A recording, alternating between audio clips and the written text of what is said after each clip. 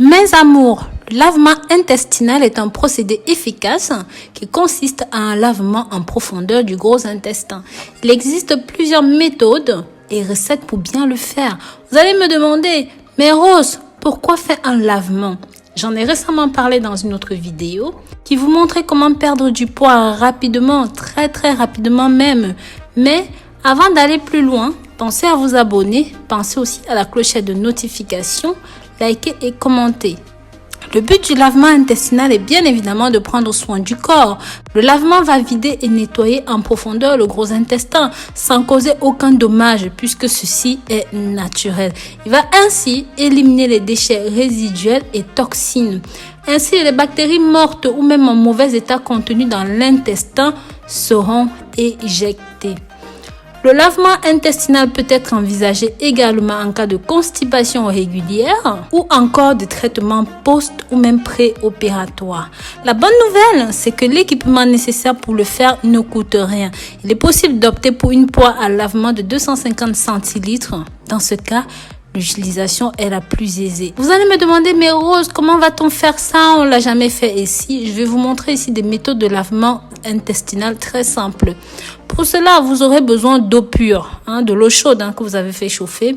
C'est la solution la plus pratiquée. Et dans cette eau, il convient d'ajouter du bicarbonate de sodium à raison d'une cuillère à café par litre d'eau. Ou même encore l'eau soda en pâte. C'est quoi le soda en pâte? L'association de l'eau pure et du soda en pâte permet au cours du lavement intestinal de ressentir un profond bien-être. C'est un confort supplémentaire en plus des vertus de nettoyage de cette méthode. Vous pouvez aussi utiliser le café. Dans ce cas, les proportions sont les suivantes, à savoir 3 cuillères à soupe de café par litre d'eau. L'utilisation du café a de nombreuses vertus. En plus du seul but de nettoyage, ceci va stimuler le foie, mais aussi la vésicule biliaire. La quatrième possibilité, c'est d'utiliser le sel marin. Vous aurez besoin de 2 cuillères à soupe de gros sel marin, bien dilué dans 1 litre d'eau. Et bien sûr, ceci est aussi idéal pour le lavement. Mais lorsque votre problème est grave, que vous avez des gaz d'épais à répétition, un gros ventre toujours ballonné, des incontinences, des malaises divers qui vous empêchent de vivre. Alors, comme on dit au pays, au gros mot des gros remèdes. Je précise par contre que cette recette, je n'ai jamais vraiment testée. Mais apparemment, c'est la meilleure. Donc, il est recommandé d'utiliser du bicarbonate de soude avec un petit peu de sel, une cuillère à café de chaque ou 1 litre d'eau. D'autres même ajoutent de la vaseline mais directement sur la poire pour faciliter l'évacuation ou même de la paraffine. Et bien sûr, c'est pas la peine de vous préciser que lorsque vous avez autant de problèmes, faites une rétention forte du produit en vous au minimum 10 minutes, entre 10 et 15 minutes. Ça va vous aider, mes amours. Bon, comment procéder? Vous allez me dire.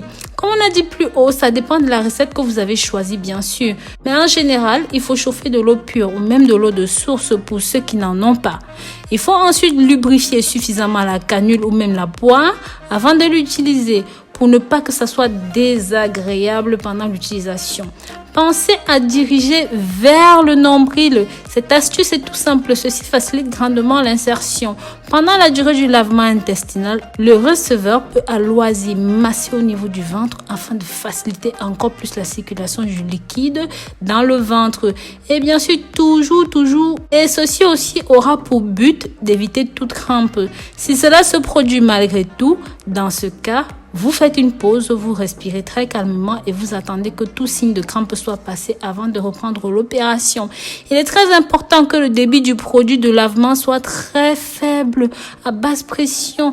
Lorsque vous propulsez le contenu de la poire à l'intérieur, vous le faites très lentement, mes amours, tout doucement.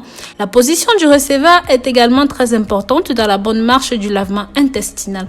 Pour cela, plusieurs choix s'offrent à vous. Vous pouvez vous allonger confortablement sur le dos en ramenant bien les pieds vers le bassin, jambes pliées, ou alors vous vous mettez à 4 pattes. Ceci est une position idéale pour éviter l'inconfort et les crampes.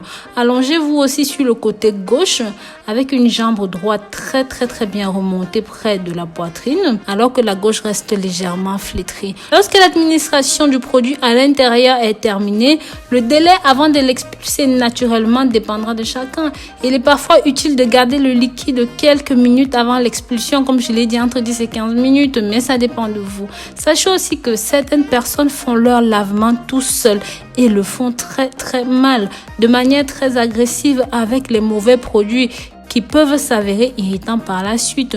Du coup, ces lavements peuvent ne pas soulager, mais plutôt détériorer l'état de la personne concernée. Et ceci n'est pas forcément conseillé.